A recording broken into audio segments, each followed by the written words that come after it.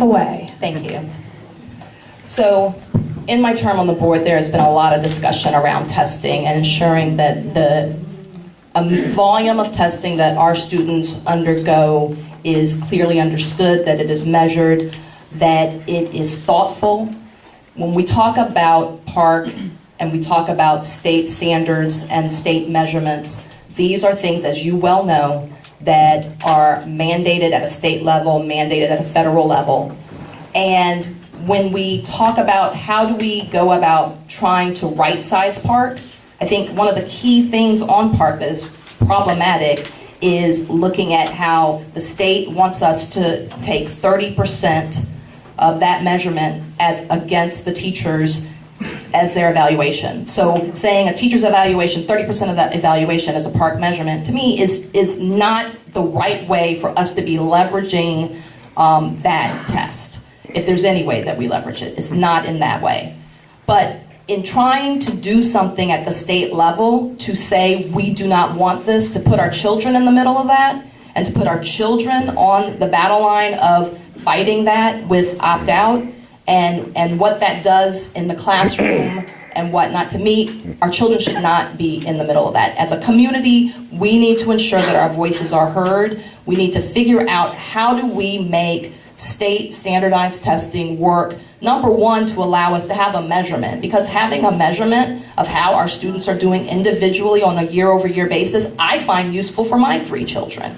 And teachers can find it useful if we allow them to use this data in a way that can help them learn how they are performing with their students and make adjustments in the following year, but not dinging them 30% of their evaluation. That's going to create an environment where it's going to create the wrong outcomes, and that's not what we need in our district.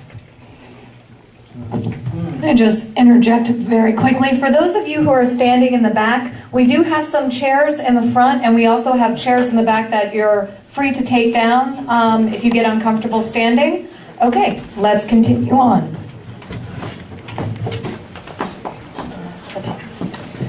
So I think as Stephanie suggested, I don't think there's a single person in this district who enjoys the idea of standardized tests. I think that's one thing we can all agree on. So if we can agree on nothing else, it's not necessarily doing our children any favors, of course, to have them figure out how to take a test better. Having said that, it is a reality that they're going to have to take a standardized test at some point. So I'm not suggesting that the PARCC is a good thing by any means. I think the bigger question to what Stephanie was talking about is what we as a district do with those scores and how much importance we put on them. So I would encourage the administration to challenge the pressures of over-valuing these scores, particularly as it relates to graduation requirements, which is something I think a lot of us are concerned about, and teacher evaluations, and allowing them to over-influence the way that we shape and deliver our curriculum. I'm extremely concerned about how testing and budget constraints are narrowing our curriculum and not promoting an interdisciplinary approach to making learning meaningful and enjoyable for our children. I'm a big proponent in teaching our children to love learning. It's something that I didn't have when I was growing up, and I see that that is a privilege that my children have, having grown up in this district. One example I'll give is just in this very building, my children participate in a program called Good Times Math, the Good Times Math Gang, in fact. And they come home, one day my son said, I hate math. And I said, I don't think that's true. And he said, okay, I will admit that I love math and Good Times Math. So what I would love to see is our district embracing more of that type of program and different, more creative solutions to making our children be engaged in the subject matters that have nothing to do with what the standardized tests are promoting and the singular way they can solve problems. Let me answer your question very clearly. There is no room for standardized testing in our country right now. Multi-million-dollar, multi-billion-dollar testing companies have taken advantage of our students and our communities and just exhausted our resources. The answer is absolutely, and I gotta tell you, my father is my hero, would tell me, when the people speak, the government listens. I will not hear from anyone that we have to sit here and conform and take it just because that's the way it is. I will be a voice for it. I do not believe our children are pawns. They are pawns now by taking standardized tests. Ask the teachers in the district. We have excellent teachers. We have a lot of different type of teachers and administrators, which we'll talk about, and their lives have been stifled by standardized tests. We want to make correct assessments and great assessments that are good for all of our students. We're not, as Susie's going to say, we have been narrowing our curriculum down, whittling it to almost nothing to accommodate these standardized tests. And now they're even thinking about making a graduation requirement. Do you know, as James said, that is the injustice for all students, black, white, special ed, anyone, because we've narrowed the definition of what success in school is, and we've measured it by a test that people are making a ton of money off of. We absolutely need to say no. People all around this country are doing it, and these towns need to be a beacon of that.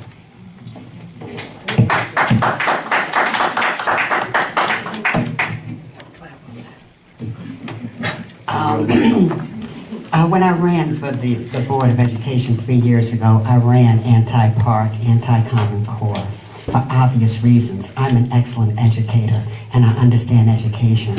I also came to the table with experience serving on the bias review panel for the SAT, so I understand what good testing is, and the park is not. We take up months, weeks at a time of our kids sitting in front of a computer when they could be doing much better things with their time. And I'm not going to hold you up because I want to get to those 31 questions.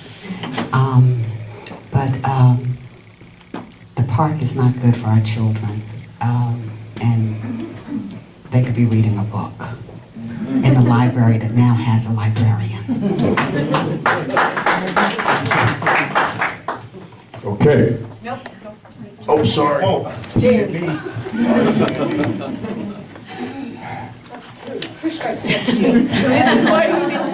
is why we were invited back 20 years ago.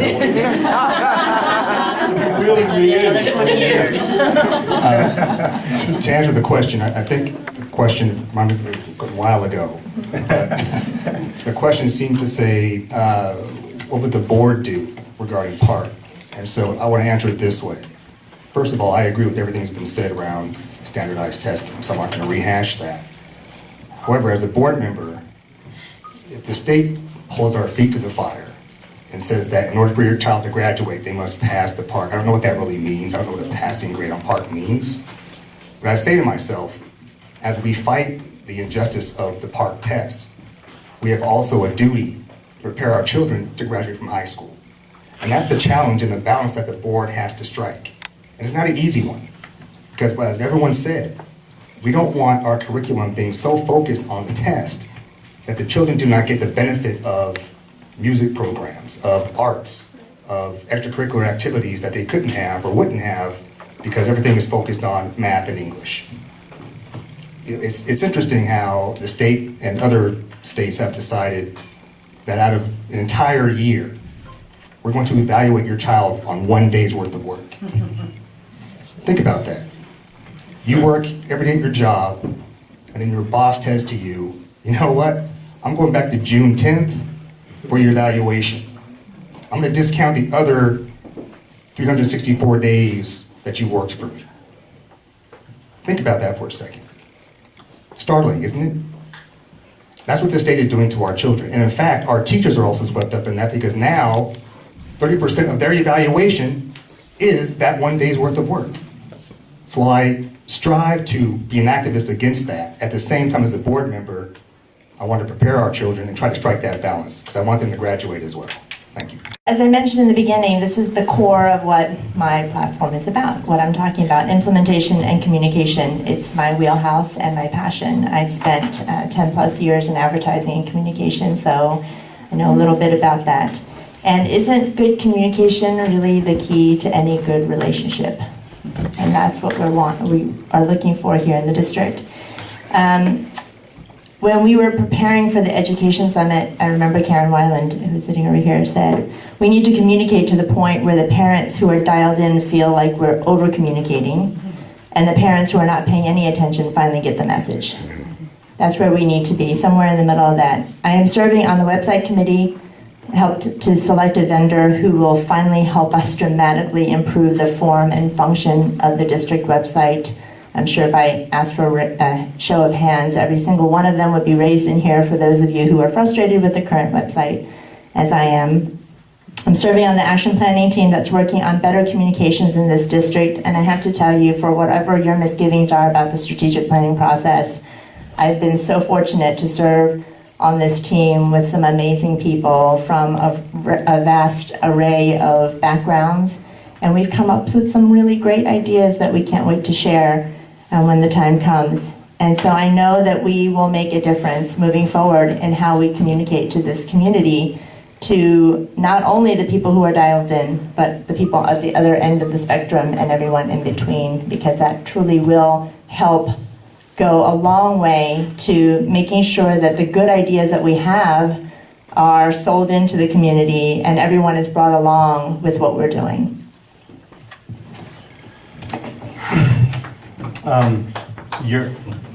We got one clap over there. My one clapper. I'm not going to make this communication thing about one communication director. Certainly that wouldn't be fair.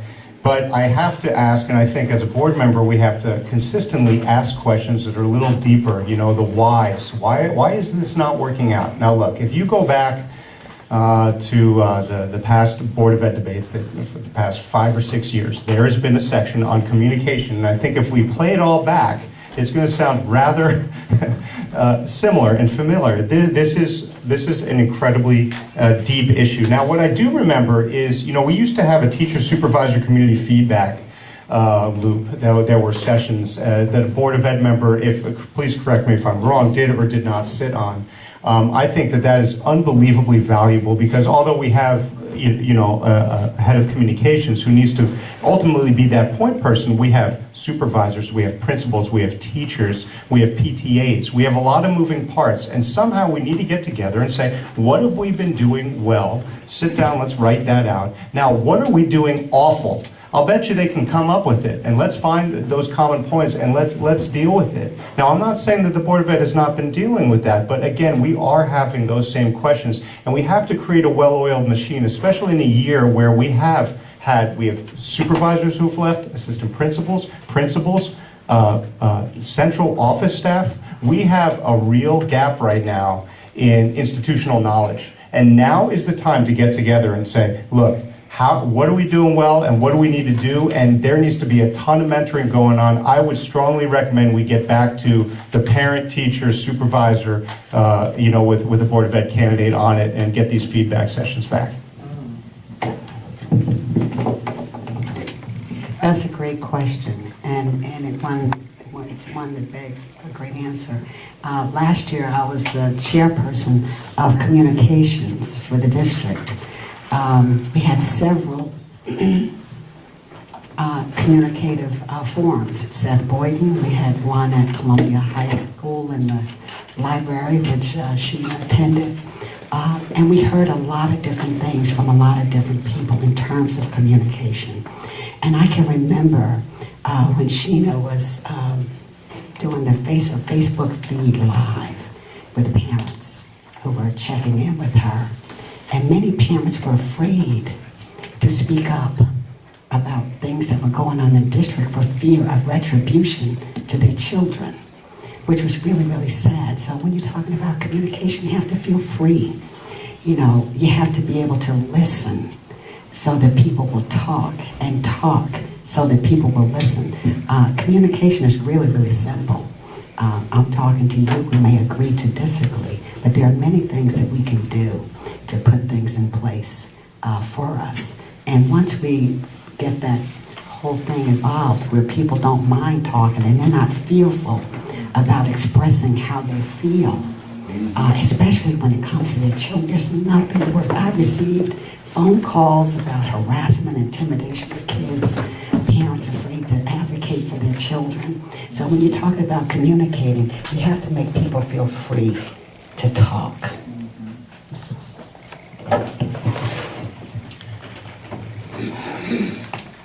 Communication. Sounds very simple. you probably took a communications class in college, probably got an A, right? But it's actually not quite that simple when you think about communication in this district.